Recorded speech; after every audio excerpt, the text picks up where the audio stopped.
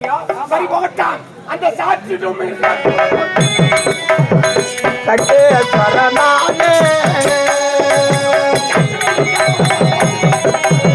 சட்டே சரணானே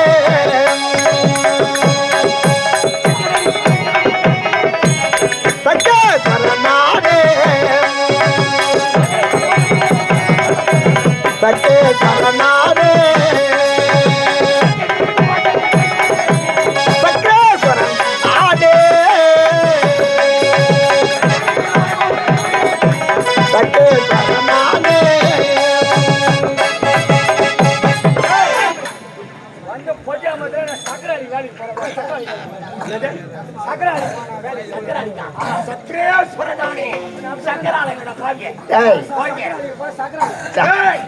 அந்த வெடிக்க அமரக தத்தரிக்க கொண்டையன் நீரத்தாலே வளரும் செட்டி கொட்டி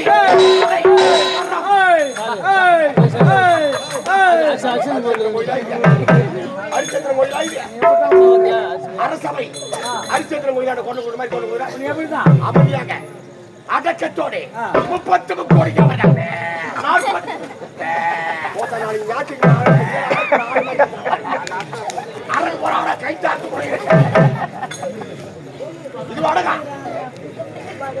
இப்படி தேவர் மூவர் யாவரையும் அடக்கி தாடவு குலத்தலைவனாக வாழ்ந்து வருகிறேன். இந்த புகழவன் கோட்டையிலே இந்த பைரவன் ஆட்சியிலே ஏதாவது குறை இருக்கிறதா? எந்த குறைபாடுமே கிடையாது. அப்படியா? எங்க பார்த்தாலும் பைரவன் வாழ்க பைரவன் வாழ்க வாயார வாழ்த்துறாங்க. அப்படியா? என்ன பண்றது? இந்த பையன் குரு சொன்ன தண்ணி எடுத்துருங்க. யாரு இந்த பையன்? ஆமா ஆமா குடு குடு குடு ஓடுறாங்க பாக்கமா. எங்க ஓடுனா? பக்கத்துல ஓட முள்ளல் தோப்புக்கா. என்ன அந்த பையன் குடு ஓடுறான்னு சொல்லிட்டு அவன் கூடவே நானும் போனேன். யாரு நீ வேலை வச்சு விட்டு ஓடுறான்? போய் பார்த்தா குரு சொன்ன செடி மரம் வச்சுட்டு அவன் உட்கார சொல்ல எப்படி உட்கார எப்படி எப்படி டவுசர கைட்டு எப்படி உட்கார கைட்டு பகலவா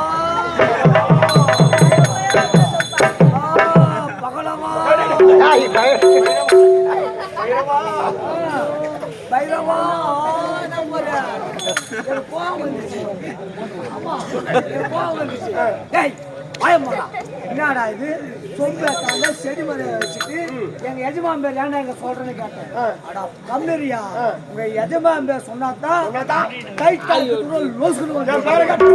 அந்த பையன் போய் டவுசர கைட்டு பைரவான்னு உட்கார்ந்தா அப்படியே லோசுக்குன்னு வருது. வடங்க வடா வாயிங்க சூச்சி அது யாருக்கு தெரியாது? ஆஸ்திக்கு ஒரே ஒரு மகனை பெற்றேன். ஆஸ்திக்கு ஒரே மகன் ஒரே பிள்ளைதானா? ஆமாடா. அதுக்கு மேல முயற்சி பண்ணலையா? என்ன தெரியாது? போயிட்டு போச்சு அறிவிட்டவனே ஆஸ்திக்கு ஒரு மகன் ஆசைக்கு ஒரு மகன். மகனுக்கு பெயர் மணிகண்டன். மகனுக்கு பெயர் மணிகண்டன் என்று பெயர் வைத்தேன். மகனுக்கு பெயர் தெரியுமா? மகேஸ்வரி. மகேஸ்வரி சீரு மூலப்பொடி இருவரும் செல்லமாக